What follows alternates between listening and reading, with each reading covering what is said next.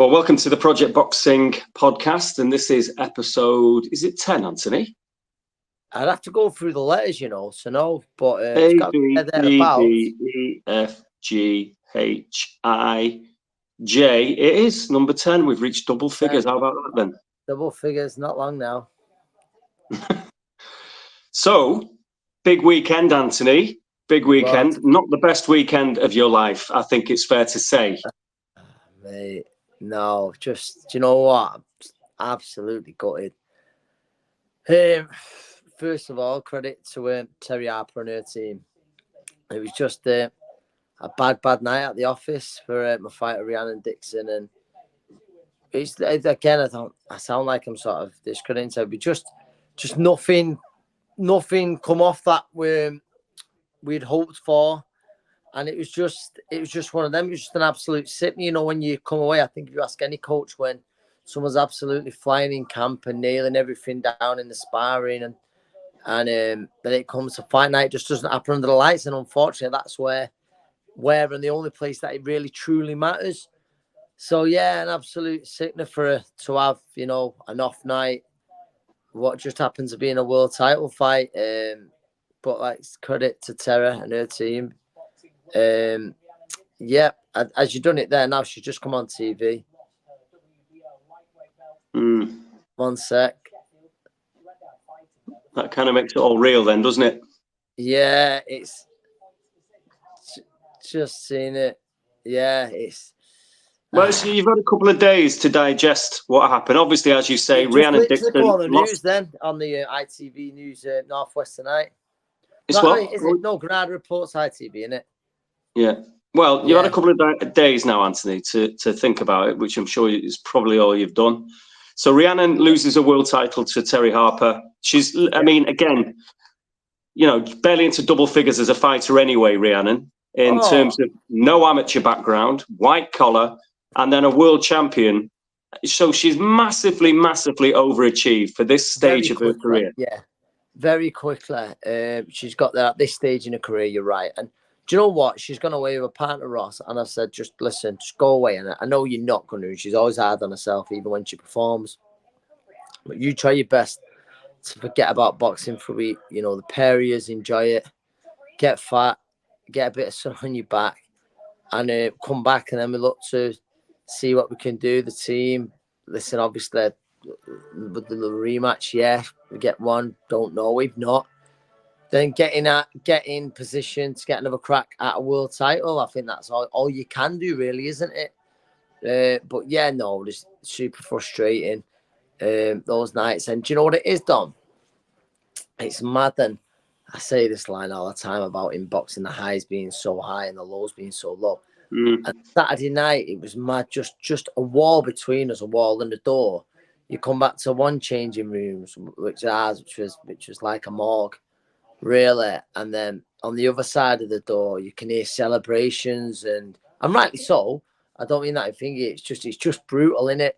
Terri and her team celebrating, and it's then obviously they're having a picture with their new belt and stuff, and it's just absolutely brutal.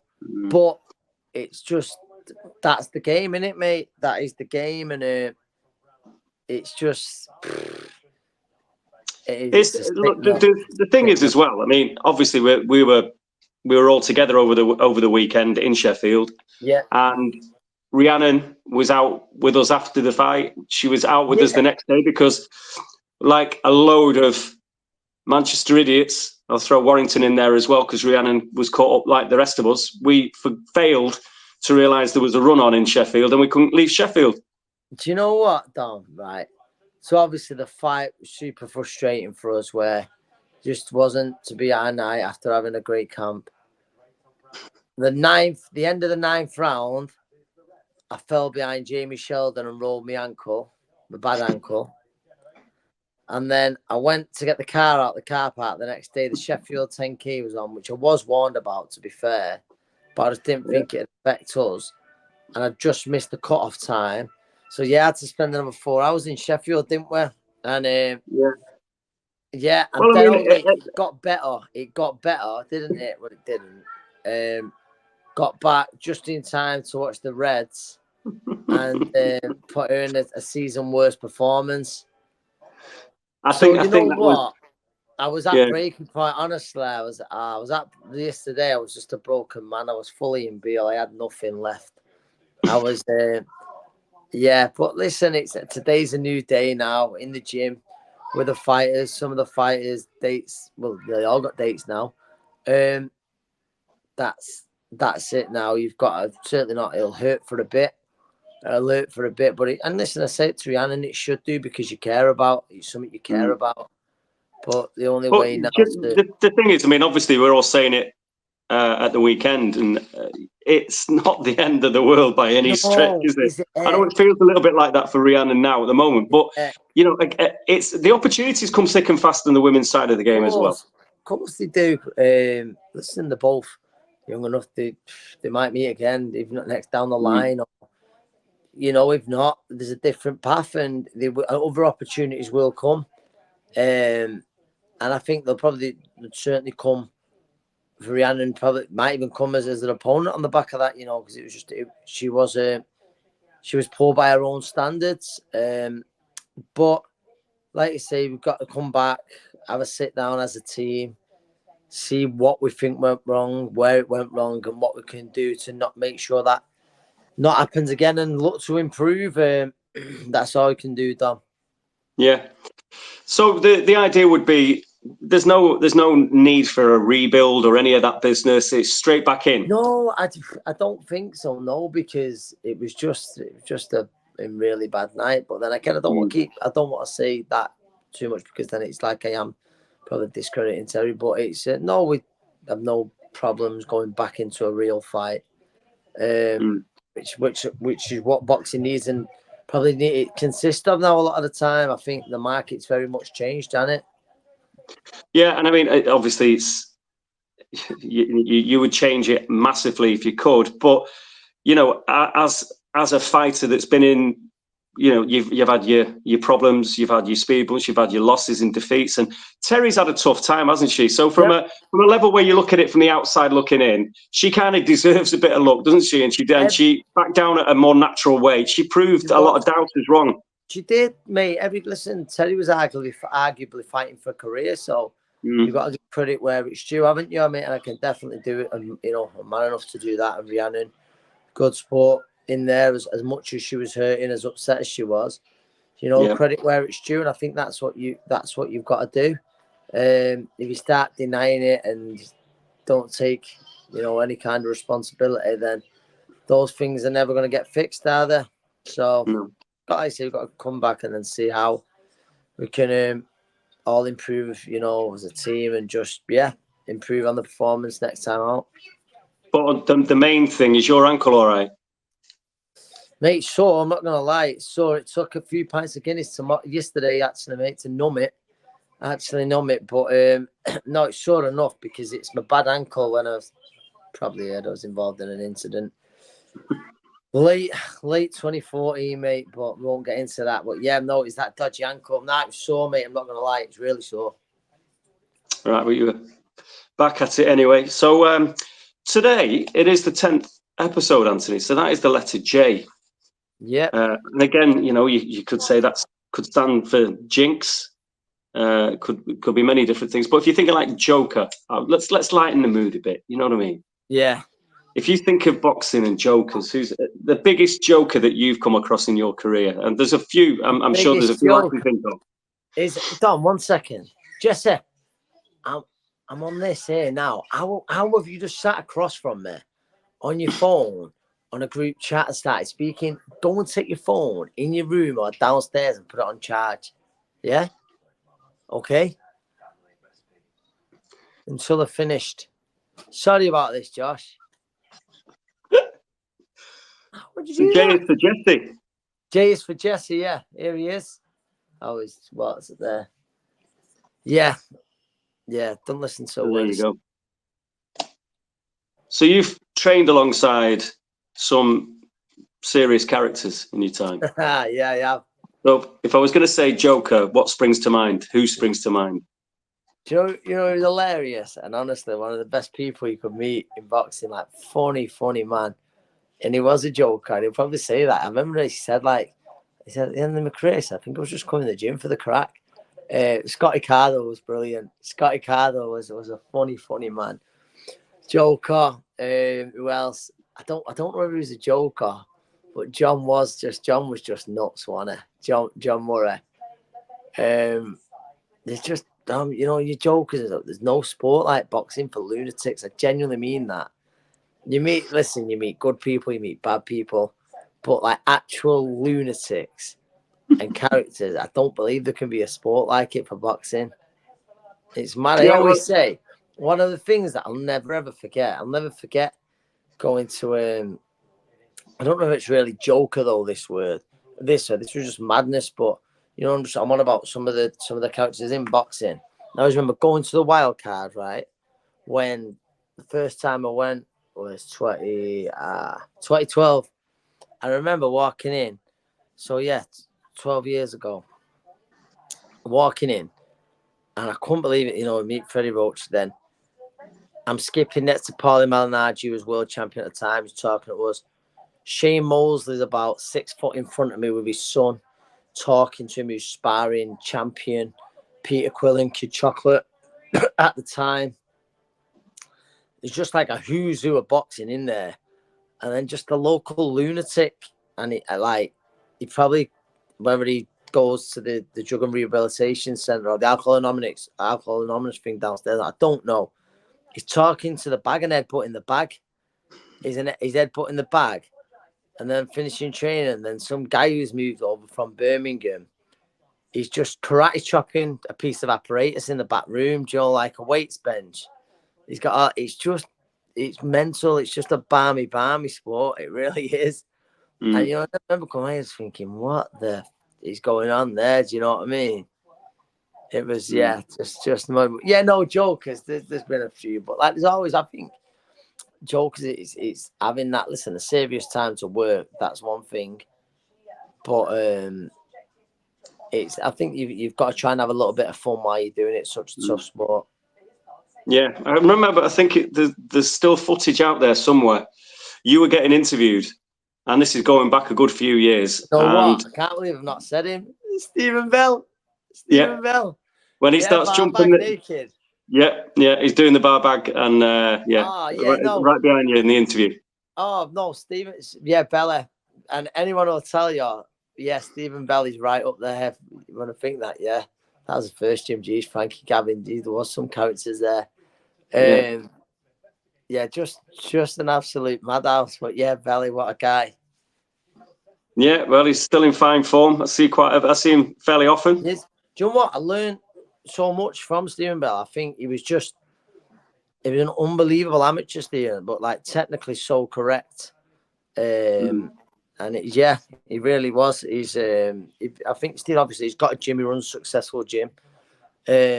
But I reckon he's got a really good boxing brain. Give it a plug. Yeah, Bell's Gym in Alta. Yeah, great place. Yeah, well, yeah, and he was a very good amateur. He was the England captain when the Commonwealth Games came to Manchester, wasn't he? Manchester. Do you know what was on about that Commonwealth Games the other day? I think I was winding the twins up. You know, Yon and Garen Croft, basically saying they went to a week Commonwealth Games. They didn't. So before, if anyone's listening, but I was just thinking, you know, that England team. It was in Manchester. I actually went to it, but you know, when you think of some of the fighters who come from the Commonwealth, I remember that year, mate, Paul Smith beat a Scottish lad, Craig McEwen, I think, in the semi. Craig was flying at the time. He ended up going over to America for his training. Did he go with Freddie? He did, didn't he? Craig McEwen. I think he boxed the night before Ricky boxed Mayweather. I think he did. I think you're right. But then in the final, Paul boxed Jean Pascal. Pascal, he lost to Pascal in the final by a point or two. Darren Barker was in that as well, wasn't he? Darren won a gold. There was the other gold that year was David Dolan. Do you remember him? Yeah, Sunderland. Tony Bellew a few times in like ABAs and some Four Nations or something like that. Yeah, but he only had a few pros, Dolan, but then he just disappeared. Well, I commentated on one of his fights. I remember commentating Big David Dolan when he fought what's the name? John Lewis Dickinson. Dickinson, yeah. John Lewis So Dickinson, yeah. those two had it No, was a not real John local Lewis derby. Dickinson. That Do you not mean Ian Lewison, do you? no, Or was it like a North-East derby, did you just say? yeah. Oh, sorry, I thought you meant his first fight. Do you know what? No, I totally think that forgot was. I think that was Dolan's last fight. I think it might have been I his last totally fight. But forgot that they'd ever boxed. pardon? John Lewis Dickinson. Do you remember? You remember him? Do you know what? Of course, I remember John Lewis Dickinson. Yeah. Yeah. I think he's the him. Unless I've gone mad and I've got all wrong. I'm pretty sure that those. You know what? I'm going to check that down. But yeah, no, of course, John Lewis Dickinson. There's a very good fighting family then from Berkeley. Very good fighting family. Well, that was at Rainton Meadows. Have you been there? That venue in the north? Yeah, that way. Yeah. You know what? Yeah. I'm going to box at that. But yeah, no, there's them two, weren't there? There's Dave. That was the famous one where David A pulled out. David A was in Manchester, but he had his first fight and then pulled out. The Commonwealth again, yeah. The Commonwealth. Andy Morris. Mark Moran. I could go through the whole team like that. Do you know? Can remember it well. Well. Stephen Birch. No, I remember it really well. But yeah, you know, when you look through some of the Commonwealth, some of the fighters who've come through it, there's some names. Yeah, so start with Stevie Bell. But again, talking back to Jokers, Macaulay McGowan. Oh, Macaulay, like you just mentioned now. Do you know what? I spoke to Macaulay earlier. He's one of the best kids you could meet, Macaulay. I mean that. He's just got a great outlook on life. And yeah, I always think, you know, when you're worried or you're letting things stress you out, just be more Macaulay McGowan. I genuinely mean that. Yeah, and he was responsible for us all having a great little trip to Madrid. That was one of the best away trips I've ever had, that, Tom. When he boxed Sergio Martinez. I mean, what a thing that was. What a thing for Macca from Ben Shield to get over there and box the great Sergio Martinez. And he lads with him, didn't he? Yeah. That was great. Brilliant. No, there you go. So you have to, I'm just trying to think of who else you would have shared gyms with going through. There'll be loads of missing, you know. Do you know what? Imagine now, James Moorcroft, he's up there. James like a Phoenix Knights character. Yeah. No better man. No, one of the best men you could meet. Yeah. But coming up as well, Ant, we'll get on to big weekend. Nick Wrecking Ball in action in Liverpool. Yep, I will be there. Do you know what? Someone was talking now and they said, you know, the best active British fighter. And Nick Ball's got a real claim. With, you know, recent results. Should have won the world title first time asking. Second fight, won a great fight against Raymond Ford, genuine world class. So you've got to seriously think about him being in that, you know, in that bracket. I know, like, obviously there's Fury and some of the more well-known names in British boxing, but Nick Ball's absolutely right up there. And I think who's been on a better run than him? That's what I don't think anyone has, mate. That's exactly it. I don't think anyone has. It's been active as well, don't you? You get fighters that come through and they've got the momentum. And I mean, again, Nick Ball's got to world level. He's a world champion. But if you think of like domestically, a few years ago, you would have obviously been involved in a couple of these in the corners or whatever part of your stable, mate. Joe Murray obviously got in with Lewis Ritson. Do you remember when he just absolutely blazed through everyone on the domestic scene? Yeah, do you know what? At British title level, I remember it's brutal. And everyone was known as the Geordie Golovkin one. He actually beat. Yeah, he beat Joe. He beat me with mate Scotty Cardle. He won it in almost record time, didn't he? Yeah, it was just a great time for him. He just did the absolute business. He was so exciting as well, wasn't he? Oh, so exciting, Lewis. It's just been announced today. Him v Conor Walker. That should be fun. That should be fun, them two. But yeah, for the November the 30th card, the Matchroom card in Birmingham. But yeah, no, this week, you know what, Dom, you know what I can't wait for this weekend? I'm just going to say the usual thing about there's rarely a bad British title fight. Jack Rafferty and Henry Turner. Well, you've seen a lot of Rafferty, haven't you? Yeah, I've knew Jack a long time. Good lad. Loads of respect and time for his trainer, Steve Maylett. Who else? He's like, I knew him a long time. And I was actually speaking to And returners team, Al Smith and Eddie Lamb the other week in Cardiff, they're great people.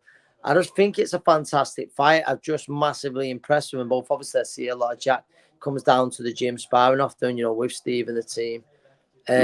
But it's a great fight, It's a really, really good fight. Yeah, Steve Mailett's a top coach, isn't he? And he might go under the radar for a lot of boxing fans, if you like. No, he do, but anyone who knows him knows. And listen, he might not have the biggest stable, but the ones he does good things for. Obviously, the most obvious one, him and Terri I think it's a great story that two kids off the same estate coaches him to a world title.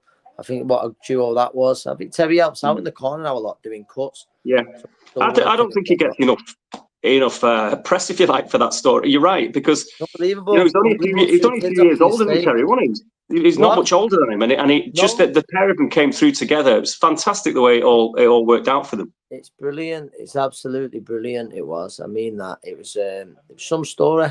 Story, and like what you see, what he's sort of done since, and Liam Taylor, he's getting his British title shot, and Harry Scarf. That's a good fight. I mean, I think it's scandalous he's had to wait this long for his shot after what happened that time with Chris Jenkinson. Won it the court. It was just scandalous how he was overlooked and people was getting made mandatory ahead of him.